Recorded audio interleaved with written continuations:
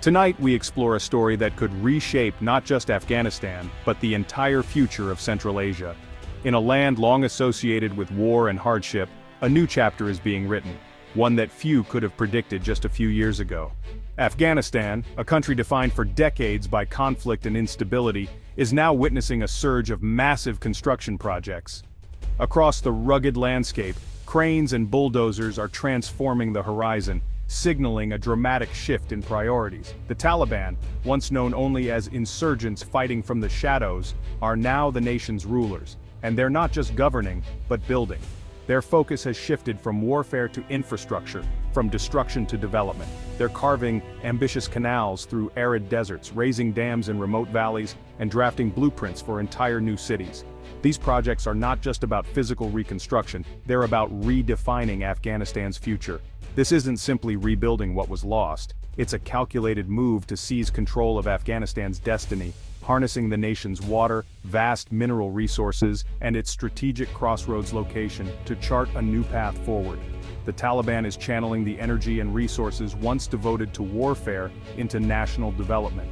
By leveraging Afghanistan's natural wealth, they hope to fund mega projects that could transform the country's economy and society. Their stated goals are ambitious: food security for a growing population, energy independence to power homes and industries, and economic sovereignty to free Afghanistan from foreign dependence. If these plans succeed, Afghanistan could emerge as a regional powerhouse with thriving cities, bustling markets, and a new sense of national pride. But if they fail, the consequences could be catastrophic, not just for Afghanistan but for the entire region. Water shortages, economic collapse, and renewed instability could spill across borders. These projects are practical, strategic, and potentially transformative. They represent a bold gamble on Afghanistan's future, with stakes higher than ever before. The Kosh-Tepe Canal, for example, aims to turn vast stretches of northern desert into fertile farmland, promising new livelihoods for thousands of families. The Bakshabad Dam is designed to control vital rivers, generate much-needed electricity, and provide water for irrigation, potentially changing the lives of millions.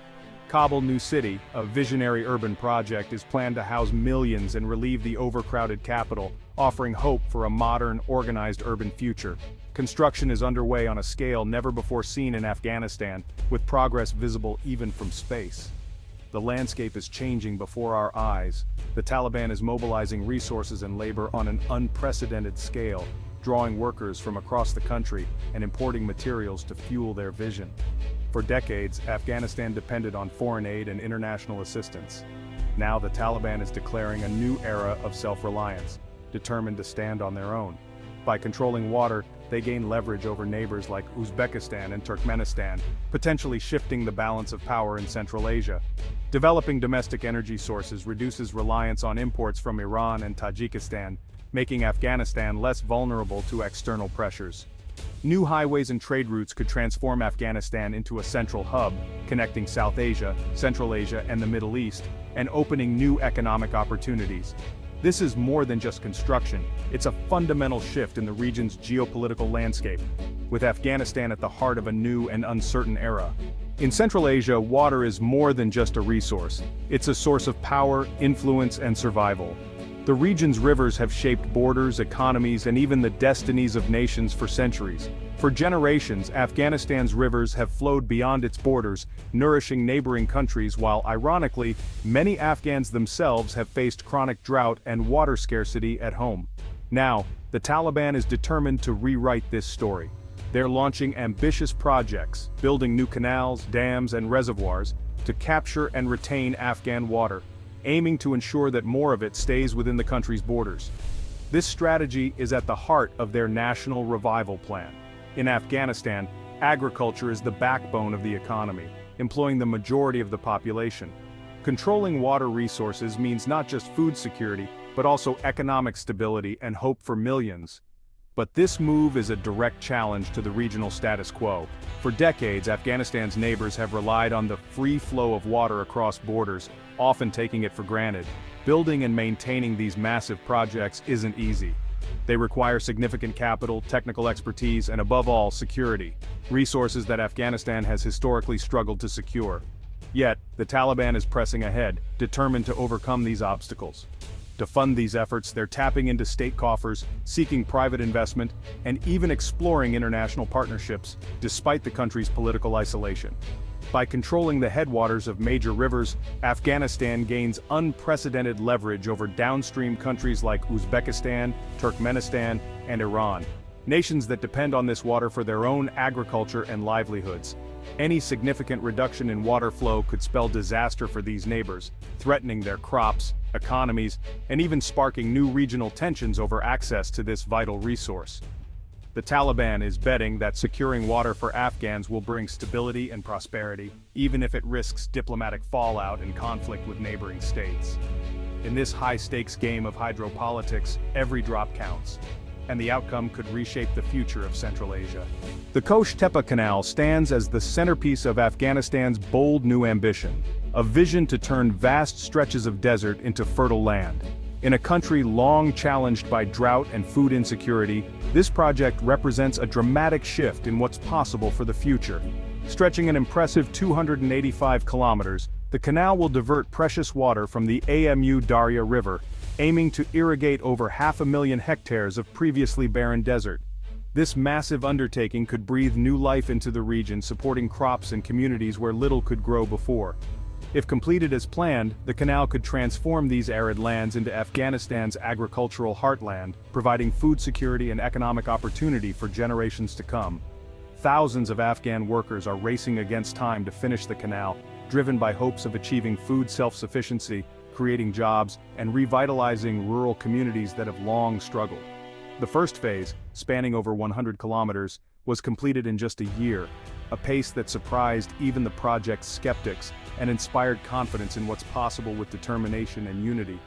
Funded mainly by revenues from Afghanistan's domestic mining sector, the project signals a push for financial independence and a new era of self-reliance, reducing dependence on foreign aid. The canal has quickly become a symbol of hope and national pride for many Afghans, representing resilience and the dream of a better future, though it is not without its share of controversy. Critics warn of significant environmental risks, including the potential depletion of the Amu Darya and concerns about the quality and durability of the canal's construction, raising questions about long-term sustainability. Still, the momentum behind the project is undeniable. The canal is already reshaping Afghanistan's landscape, economy, and the hopes of its people for a brighter future. It's a bold and ambitious attempt to secure prosperity for millions, offering a glimpse of what Afghanistan could become if dreams of green fields in the desert are realized. The Kosh-Tepe Canal has alarmed Afghanistan's neighbors. The Amu Darya is vital for Uzbekistan and Turkmenistan's agriculture. Diverting water threatens their cotton and wheat industries, sparking diplomatic tensions. Uzbekistan has called for dialogue, but Afghanistan isn't bound by most water-sharing agreements. The canal could worsen the Aral Sea disaster, already one of the world's worst environmental crises. Regional powers now face a dilemma: pressure Afghanistan, offer technical help, or take drastic measures. The Taliban insists on its right to use its resources, leveraging water as a geopolitical tool. The canal is more than engineering, it's a test of regional relations. How Central Asia responds will shape the region's future. The Taliban is also targeting energy independence. Afghanistan imports up to 80% of its electricity, making it vulnerable to neighbors' pressure. The solution: build hydroelectric dams like Bakhshabad on the Farah River and expand the Kajaki Dam. These projects promise irrigation and power for millions, fueling economic growth and modernizing daily life. Hydropower is central to the Taliban's vision of a self-sufficient, industrialized Afghanistan. But the rivers they plan to dam flow into Iran and Pakistan, raising the risk of conflict. Iran has already clashed with Afghanistan over water rights. As dam construction accelerates, so do regional tensions. The quest for energy independence is setting the stage for a new chapter in hydropolitics. The stakes: economic transformation or regional crisis. The outcome will shape Afghanistan's future. The Taliban's boldest plan is Kabul New City. Overcrowded, polluted Kabul can't support its booming population. The solution: a new modern city for 1.5 million people, just north of the capital. The master plan includes smart infrastructure, green spaces, and state-of-the-art systems.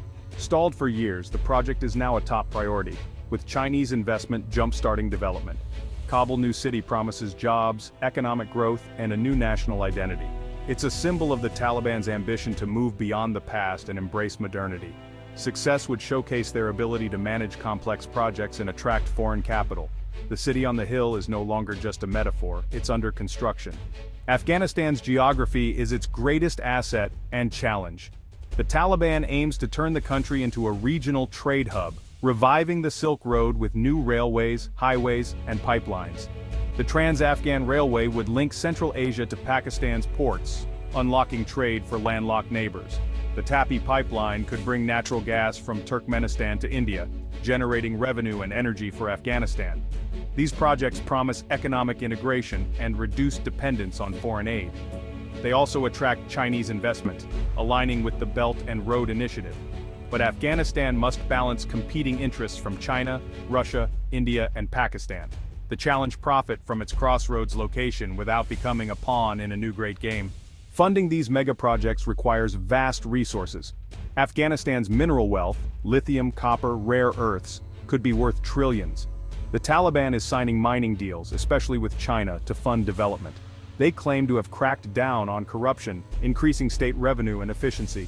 This financial engine powers projects like the Kosh-Tepe Canal, reducing reliance on foreign loans, but over-reliance on minerals is risky and transparency remains a concern. The Taliban walks a fine line, using resources for growth without falling into the resource curse. The stakes are high for Afghanistan's economic future. Afghanistan's construction boom signals a new era in the region. The Taliban is transforming the country from a battleground into a regional player.